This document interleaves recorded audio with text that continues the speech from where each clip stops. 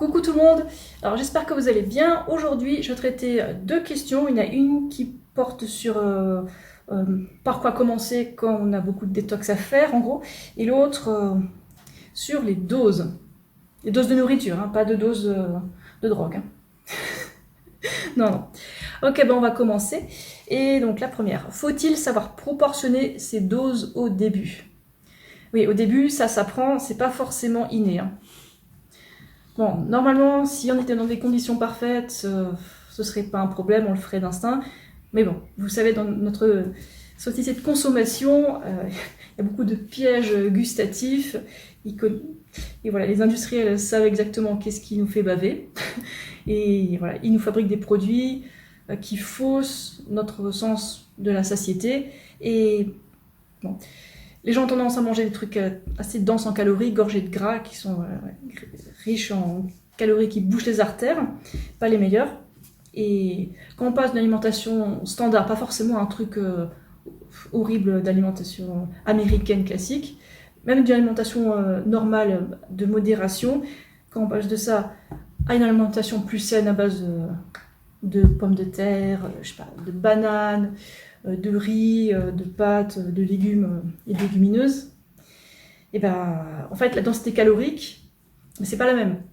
Une alimentation standard est concentrée, et ça c'est beaucoup moins concentré parce qu'il y a plus d'eau, il y a plus de fibres et il y a moins de graisse.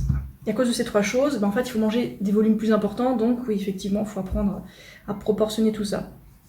Alors si ça marche à la fin, à la satiété, sans rien calculer, ben, c'est chouette. Et on sait que ça marche quand on a le niveau d'énergie nécessaire et quand on a un poids sain qui reste stable relativement, et ça se passe bien.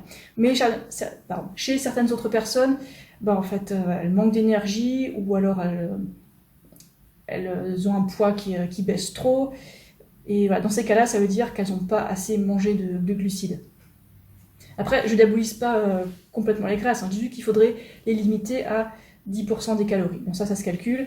Et alors, soit on le calcule avec un compteur de calories tel que Chronometer, soit on mange plus de féculents, de fruits, et on peut aussi mettre des assaisonnements plus intéressants dans les sauces.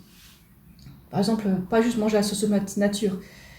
Si on rajoute des bonnes épices dans la sauce tomate, et aussi du sel et du sucre, pas d'huile, hein, et en fait ça rend le plat beaucoup plus intéressant gustativement parlant, et on en mangera plus. Et si on mange juste du riz nature comme ça, c'est pas très intéressant au goût, et du coup on en mange peut-être moins. Mais si on rajoute une super sauce par-dessus, ça rendra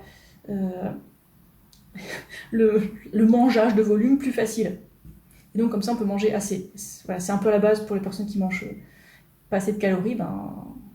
Avec les féculents et les fruits, pour aider à manger plus, rajouter du sucre et du sel par exemple, pour leur manger des trucs plus concentrés. Par exemple manger des dattes qui sont plus concentrées, manger des pâtes qui sont plus concentrées que ça, et peut-être manger moins de fibres et plus de glucides. Il y a plusieurs approches en fait. Et donc ça s'apprend. Et une fois que la personne a un poids qui est de nouveau sain, c'est-à-dire entre 18,5 et 25 en indice de masse corporelle, hein, voilà, c'est bon. Et si elle a assez d'énergie, c'est bon. Voilà, simplement quoi. Voilà, donc il y a différentes manières. Soit c'est les méthodes calcul, soit c'est la méthode empirique. À vous de voir. Bon, c'est vrai qu'au début, c'est pas forcément inné. Moi non plus, hein. Au début, je sais pas exactement combien manger, et puis avec le temps, j'ai appris, quoi. Voilà. Bon, après, il y a toujours certaines personnes qui mangent beaucoup trop, mais bon, ça, elles l'auraient fait avec n'importe quelle alimentation. Donc. Et bon, comme j'ai dit avant, les excès de glucides, ça pardonne vachement mieux que les excès de graisse. Voilà. J'ai fait une vidéo sur le pourcentage de transformation de graisse ou de glucides en graisse corporelle. C'est tout récent, vous pouvez aller voir. Ok, deuxième question. Attention, c'est plus ardu. Comment commencer à s'alimenter, par où, dans quel ordre et dans quelle quantité, lorsque le corps est déjà bien engorgé de polluants en tout genre, industriels depuis au moins 50 ans, et donc très mal en point, malade. Bon, je précise encore une fois que je ne suis pas médecin, je ne suis pas nutritionniste, mais mon approche là-dedans, admettons que que j'ai les connaissances que j'ai maintenant, que je me réveille à 50 ans, je dis, ah, je vais changer mon alimentation, je me suis mal alimentée pendant tout ce temps-là, comment je commence? Alors dans ce cas-là, on s'imagine qu'il y aura une détox qui risque d'être pas très agréable, mais nécessaire. Donc l'idéal, ce serait de la faire lentement. Et du coup, faire manger que des fruits tous les jours, ça risque d'être trop détoxifiant, peut-être trop violent en détox. Et je me tournerai peut-être plutôt vers les féculents au début du mois, le temps de peut-être quelques mois, quelques années, ça dépend du cas. Donc voilà, pâtes, riz et puis pommes de terre, voilà, maïs voilà, et autres féculents. Donc ce serait la base des repas. Bon, peut-être un repas de fruits par jour, mais bon, pas que des fruits. Et puis plein de légumes verts surtout. Voilà, aider le corps en lui fournissant ce qu'il a besoin.